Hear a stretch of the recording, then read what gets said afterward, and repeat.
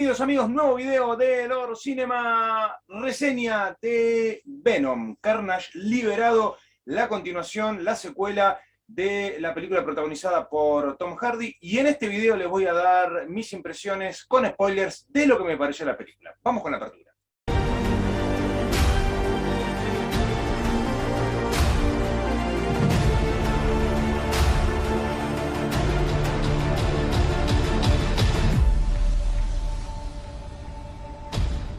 Finalmente llegó a los cines la segunda parte de Venom, Carnage liberado, esta secuela de la película protagonizada por Tom Hardy, que nos trae a uno de los grandes villanos de Spider-Man y del universo de Marvel, pero fundamentalmente de Spider-Man, como es Venom, que había sido presentado en la primera parte como un antihéroe o como un héroe, algo extraño, ¿no? A mí particularmente me sigue haciendo mucho ruido esto, no porque el personaje no pueda hacerlo en la película, sino porque yo particularmente siempre lo he tenido como el gran némesis de Spider-Man y el gran némesis de Peter Parker. Peter tiene un montón de villanos a los que ha ido enfrentando, digo, Spider-Man, a lo largo de su historia, pero yo siempre lo vi a Venom como el villano, como ese que le hace sentir verdadero terror y que es el único que le puede mover el piso, ¿no? A Spider-Man. Esto siempre lo he sentido así, tanto en los cómics como en las series animadas, donde yo lo he visto bastante seguido a este personaje que me ha fascinado siempre. Sin embargo, acá te lo traen de una forma diferente. Esto ya lo habíamos visto en detalle en la primera película. Les aclaro que no es necesario que hayan visto la primera película, o no es totalmente necesario para poder entender lo que pasa en esta segunda parte. Yo esta segunda parte la voy a dividir justamente en dos partes.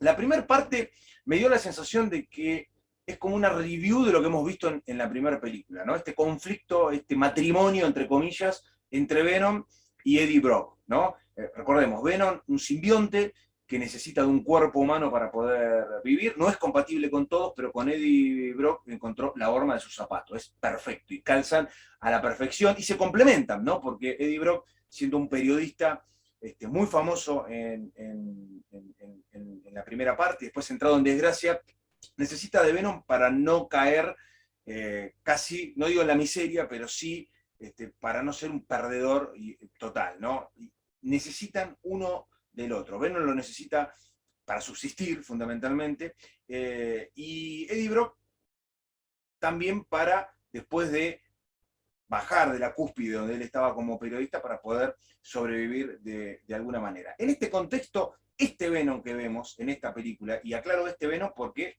no es el mismo Venom que vimos en la tercera película de Spider-Man de Sam Raimi, estamos hablando de universos diferentes. Es un Venom distinto, un Venom que ha evolucionado con respecto a la primera película, ¿no? No digo que es el ser más bueno del universo, pero sí tiene algunos valores y algunos objetivos.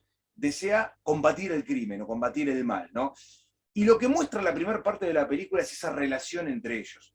Yo entiendo que en este tipo de películas se luce muchísimo el actor, tanto en la primera parte como en esta, porque Tom Hardy es Venom y Venom es Tom Hardy. Entonces, lo que podemos ver es a Tom Hardy escuchando su propia voz, que es la de Venom, en su cabeza, y es un ida y vuelta permanente. Acá hay, obviamente, un talento y hay una habilidad del actor para poder transmitirle al espectador una persona que escucha voces permanentemente en su cabeza, que tiene este simbionte que le habla permanentemente, y que llega un punto en el que uno siente como que está agobiado, como que la situación llega hasta el hartazgo, y me parece que esto es lo que transmite el personaje, y el espectador me parece que llega a captar eso mismo. Eso me pareció interesante, ¿no? Porque toda la primera parte de la película sigue mostrando cómo es vivir con un simbionte. ¿Qué es lo que le pasa a Eddie Brock con Venom? ¿Qué es lo que quiere Venom? Nos enteramos de que Venom, a diferencia de la primera película, donde lo único que quería hacer era comer humanos, porque necesita alimentarse para poder subsistir, más allá de tener un cuerpo en el que habitar,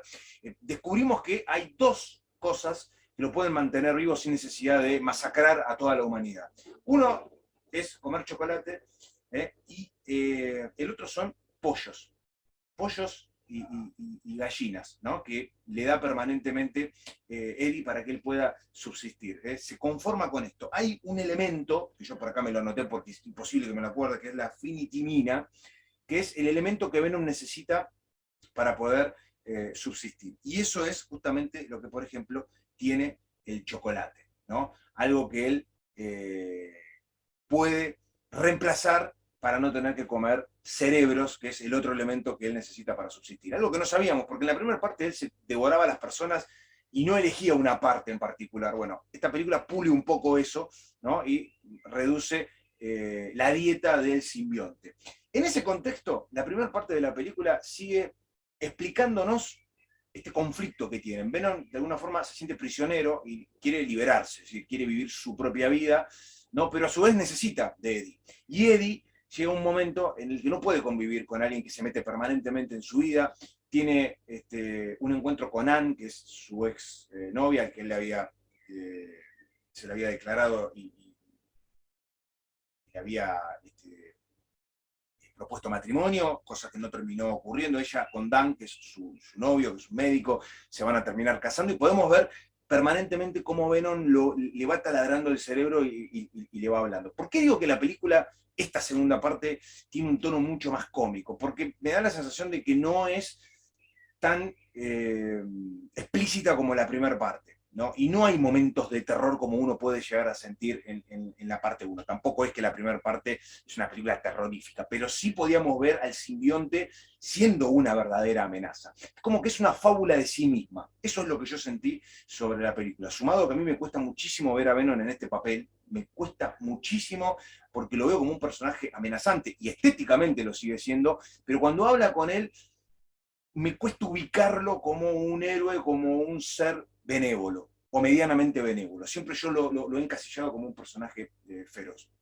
¿Cómo entra Carnage en toda esta historia? Carnage es otro de los personajes tremendos, ¿no? Otro simbionte, que es hijo de Venom, ¿no? Producto de que el villano de turno, estamos hablando de Cletus Cassidy, que es un asesino serial, protagonizado por Woody Harrelson, brillantemente para mí, así como Tom Hardy tiene que recurrir a sus mejores habilidades actorales, también Woody Harrelson. ¿Por qué? Porque también él tiene un simbionte, no en toda la película, pero en buena parte de ella, y también se escucha esa voz en su cabeza y podemos ver permanentemente la interacción. En el caso de Cletus Cassidy es un asesino serial.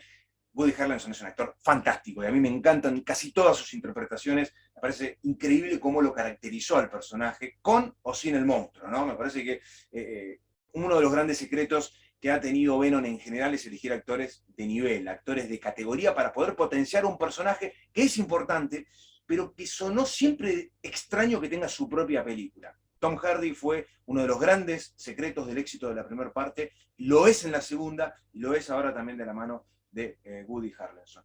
Toda la segunda mitad de este film es el enfrentamiento entre los dos simbiontes, ¿no? Todas las peleas entre los simbiontes a mí particularmente me gustaron.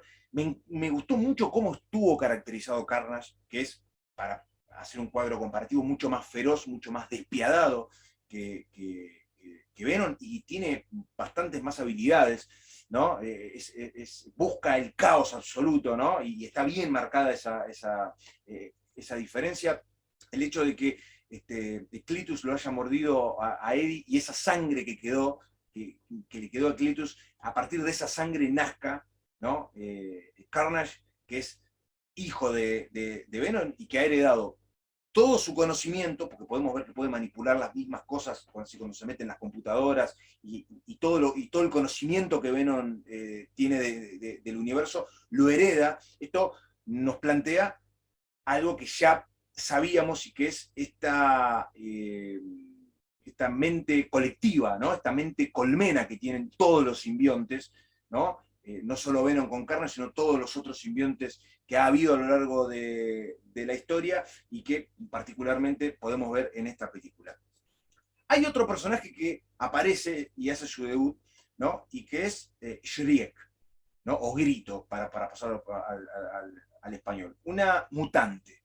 Me parece interesante el hecho de que hayan insertado un mutante. Recordemos que en el MCU no hay mutantes, al menos en el universo que nosotros conocemos, no en el multiverso, pero en el universo de estos últimos 10 años, los mutantes no han aparecido, no están. Obviamente hay un tema, o hubo un tema de derechos, pero básicamente ahora que Disney es dueño absolutamente de todo, puede incluirlos, pero no lo ha hecho todavía, ¿no? Esto es una coproducción entre Sony, Marvel, Disney, pero la realidad es que el hecho de que Shriek, novia de Cletus desde que estaban en el internado, tenga esta habilidad de poder, como dice su nombre, gritar, algo muy conveniente teniendo en cuenta que los simbiontes, tanto el fuego como los sonidos fuertes, los pueden destruir, es muy conveniente para la trama. Pero es interesante la inserción de este personaje como mutante, ¿no? Algo que no habíamos visto en los últimos tiempos, y teniendo en cuenta que esta película se fusiona con el MCU por la escena postcrédito que ya voy a estar comentando después, me parece que es un dato no menor. Un personaje que quizás pudo haber tenido más participación, entiendo que es muy conveniente por la habilidad que tiene para poder interactuar con estos dos simbiontes. Creo que la película, a la película le faltó arriesgarse un poco más a ser más explícita. No es una película, insisto, para chicos muy pequeños, pero sí creo que chicos de 12 o 13, 14 años para arriba pueden verla tranquilamente. Y me parece que este tipo de personajes ameritaban que se arriesguen un poco más y que sea un poco más fuerte.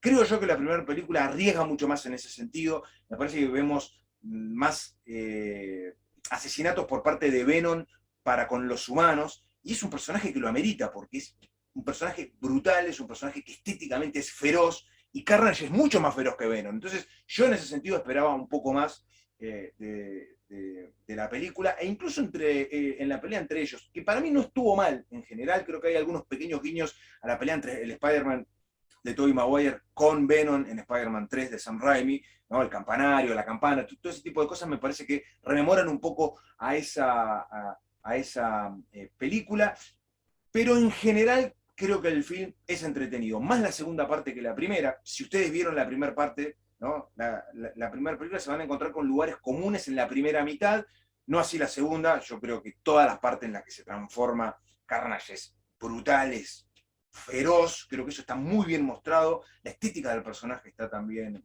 muy bien, y me gustó también que el personaje de Venom haya evolucionado, ¿no? Intelectualmente, ¿no? Psíquicamente.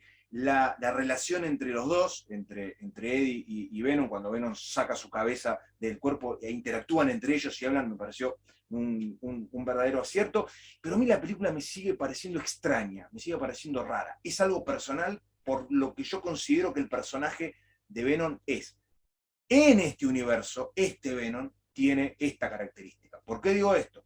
Porque la famosa escena post-crédito, en donde conocemos un poquito más de lo que son los simbiontes, ¿no? Donde están en una especie de hotel, tanto Eddie como Venom, ¿no? Da la sensación que están en Centroamérica o en el Caribe, y hay un diálogo entre ellos donde Venom le dice: 80.000 millones de años tiene nuestra especie y tiene nuestra memoria. Acá es donde me parece que se termina de confirmar esto de mente colectiva o mente colmena entre todos los simbiontes. Y me pregunto, entre todos los simbiontes que existen en la historia y en el multiverso también, no es un dato menor esto, porque la escena postcrédito, cuando Venom quiere compartir con Eddie un poco de ese poder oculto que él tiene, hace que un evento que no sabemos muy bien por qué motivo pasa, creo que nada tiene que ver con este recuerdo que Venom quería compartir con Eddie, los transporta a otro lugar a ellos, ¿no?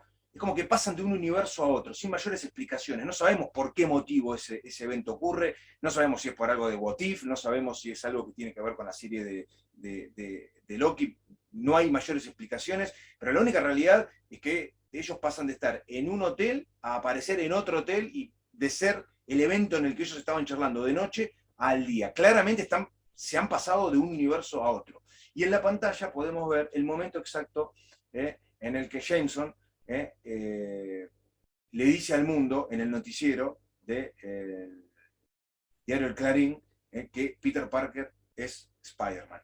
No estoy muy seguro si la escena que ellos están viendo en la televisión es en vivo o si es una repetición, porque no me cuadra muy bien la parte cronológica de que ellos hayan caído justo en el momento en el que esto está ocurriendo.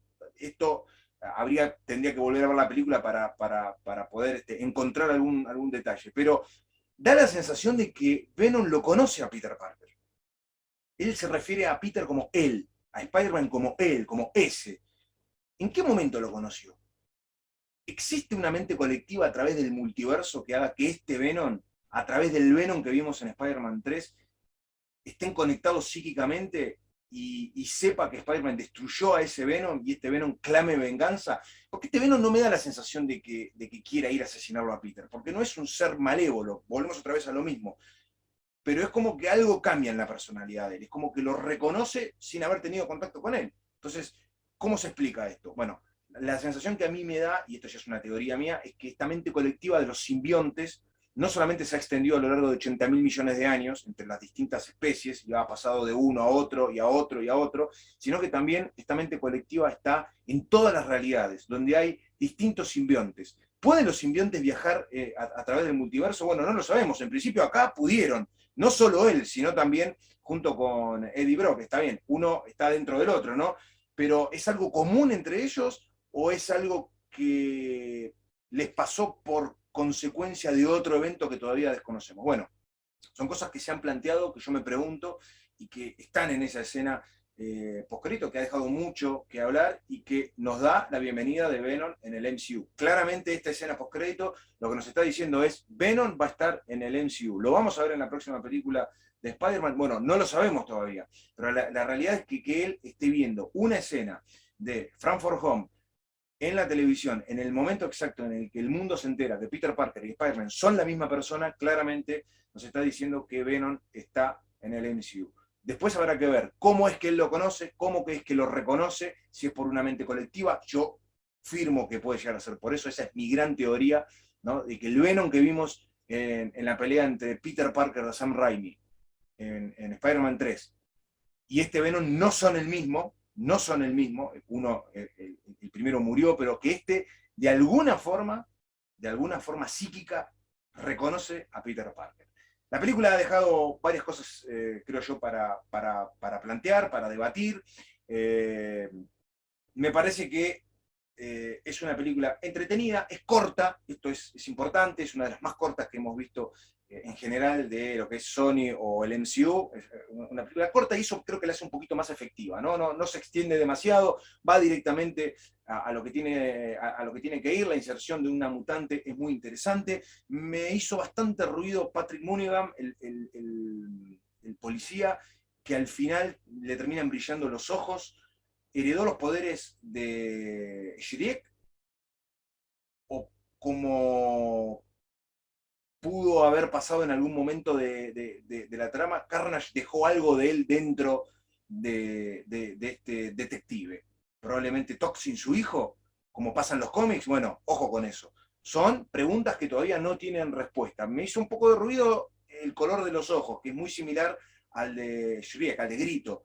No sé en qué momento ella le pudo haber heredado los poderes o si puede hacerlo como mutante. Bueno, todas preguntas que no tienen respuesta y que vamos a estar debatiendo el próximo jueves 14, a partir de las 19 horas de Argentina, aquí en el canal, en el vivo, debatiendo la película para ver si todo esto cuadra o si la película en general tiene futuro para una tercera parte. A mí particularmente me parece que es en general una buena película, entretiene, pero me cuesta muchísimo ver a Venom como un héroe o un antihéroe. Para mí es villano y ha sido siempre el gran némesis de Peter Parker. Creo que la salva Tom Hardy y la salva obviamente Woody Harrelson, que hacen dos papeles realmente fantásticos. Si les gustó el video, denle like porque ayuda muchísimo. Visiten Lord Cinema, suscríbanse al canal y nosotros nos estaremos reencontrando muy pronto con mucho más contenido para compartir con todos ustedes. Chao.